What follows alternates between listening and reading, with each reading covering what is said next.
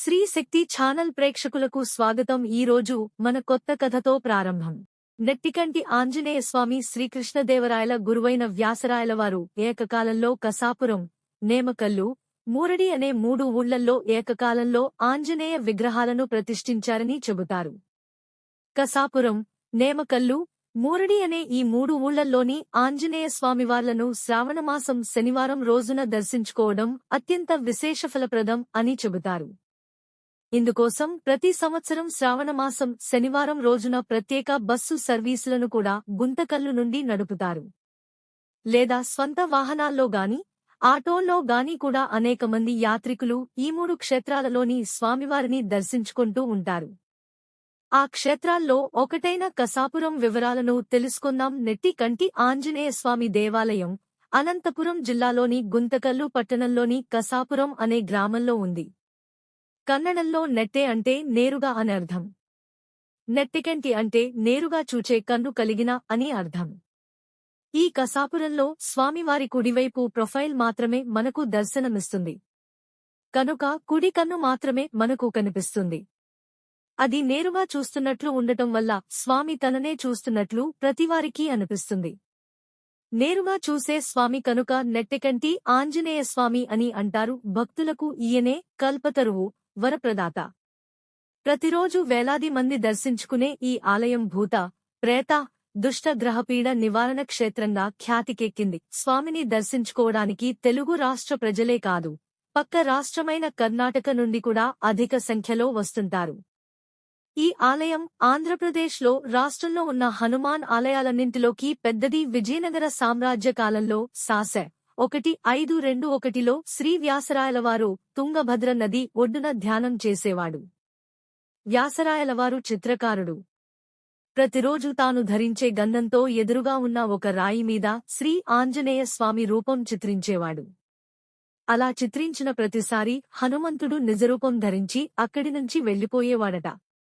ఇది గమనించిన వ్యాసరాయలవారు హనుమంతుని శక్తిని వేరొక చోటికి వెళ్లనీయకుండా స్వామివారి 12 నామాల బీజాక్షరాలతో ఒక యంత్రం తయారుచేసి దానిలో శ్రీ ఆంజనేయ స్వామివారి నిజరూపాన్ని చిత్రించారట.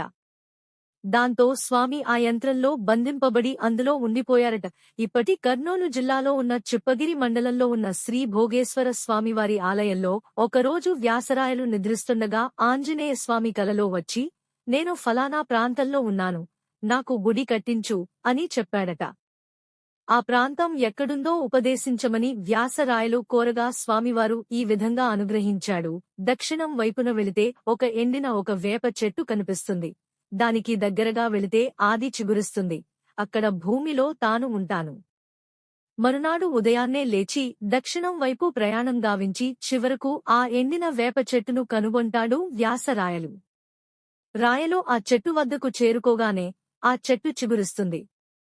ఆశ్చర్యచకితుడైన వ్యాసరాయలు వెంటనే అక్కడ భూమిని తవ్విస్తాడు. తవ్వకాల్లో ఒంటి కన్నుగల ఆంజనేయస్వామి వారి విగ్రహం కనిపిస్తుంది.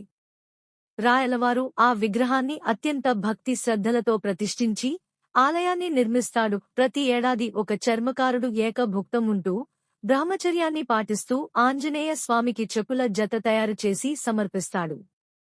మర్నాడు వచ్చి చూస్తే అది అరిగిపోయినట్లు, చిరిగిపోయినట్లు కనిపించటం విశేషం. స్వామి ఆ చెప్పులు ధరించి రాత్రి పూట విహారానికి వెళ్లి వస్తూంటాడని భక్తుల నమ్మకం. స్వామివారి అనుగ్రహం ప్రతి ఏటా వైశాఖ, శ్రావణ, కార్తీక, మాఘ మాసాలలో శనివారం నాడు అసంఖ్యాకంగా భక్తులు స్వామిని సందర్శించి తమ మనోభీష్టాలను నెరవేర్చుకుంటారు. ఏటా నెట్టికంటి ఆంజనేయ స్వామి ఆలయంలో వేలాది మంది భక్తులు కాషాయ వస్త్రాలు ధరించి హనుమద్దీక్షలు తీసుకుంటారు. హనుమద్ వ్రతానికి, పూజలకు కూడా ఈ ఆలయం ప్రసిద్ధి.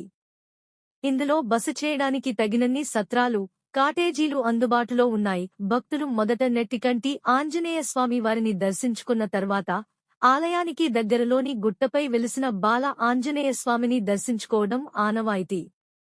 ప్రధాన ఆలయం నుండి కొద్ది దూరంలో ఒక గుట్టపై ఉన్న కాశీ విశ్వేశ్వర ఆలయాన్ని కూడా భక్తులు దర్శిస్తారు. ఇంకా కసాపురం నుండి తిరుగు ప్రయాణంలో గుంతకల్ వెళ్లే మార్గంలో శనీశ్వరుని ఆలయం, అయ్యప్ప స్వామి ఆలయం కూడా చూడవచ్చు.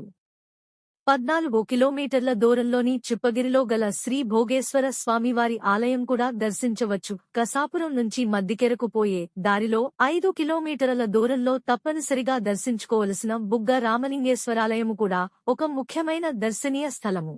ఇంతటితో కథ సమాప్తం. మరొక కొత్త కథతో కలుసుకుందాం.